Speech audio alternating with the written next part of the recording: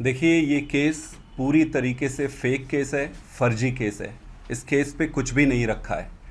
आप देखेंगे कि जिस तरीके से जो भी व्यक्ति इस देश में नरेंद्र मोदी जी के खिलाफ प्रश्न खड़े करता है या प्रश्न पूछता है, उसको मोदी जी या सस्पेंड करा देते हैं या फिर गिरफ्तार करा देते हैं।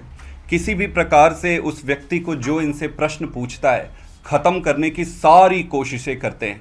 इस देश में नरेंद्र मोदी जी एक व्यक्ति से सबसे ज़्यादा डरते हैं या उनसे नफरत करते हैं, वो है अरविंद केजरीवाल।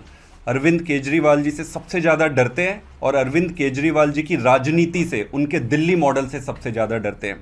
आप देखेंगे उठाकर सारे केसेस, तो जो भी मोदी जी के सामने सरेंडर कर देते हैं या भारतीय जनता पार्टी को ज्वाइन कर लेते हैं, उनको ये क्लीन चिट दे देते हैं। अगर मनीष सिसोदिया जी, संजय सिंह जी, सत्येंद्र जैन जी अगर ये आज बीजेपी ज्वाइन कर लें, इनके सामने सरेंडर कर दें, तो इन सबको क्लीन चिट दे देंगे, जैसा कि इन्होंने अजीत पवार जी को दिया है, छगन भुजबल जी को दिया और कई सारे ऐसे केसेस आपके सामने हैं। मोटा मोटी मैं यही कहना चाहता हूं कि नरेंद्र मोदी जी की राजनीति गंदी राजनीति है, और अगर वो किसी को सही ईमानदारी से चुनावी तरीके से जनता का या फिर नेता को प्रत्यक्ष रूप से उनसे सामना नहीं कर पाते, तो इस तरीके से षड्यंत्र का सहारा लेते हैं। ये केस पूरी तरीके से बोगस है, ये केस पूरी तरीके से फेक है।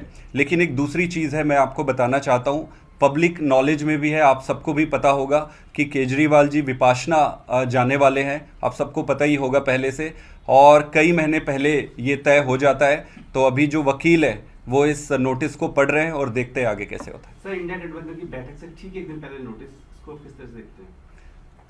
बिल्कुल साफ है, स्पष्ट, इसमें कुछ भी नई चीज़ें नहीं है। मोदी जी की राजनीति यही है कि जो भी उनके सामने चुनौती खड़ी कर सकता है, उनको ये गलत तरीके से तोड़ने का या ख़त्म करने का प्रयास करते हैं। सर पेश होंगे क्या या अभी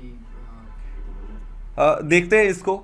अभी सर का विपाशना जाने का पहले से शेड्यूल फिक्स हुआ पड़ा है और लगभग ये महीनों पहले तय हो जाता है विपाशना के लिए। आप सबको पता होगा, ये पब्लिक नॉलेज में है। अभी अब इस नोटिस को स्टडी करके जो वकील है वो देखते हैं कि फिर आगे कैसे करते हैं।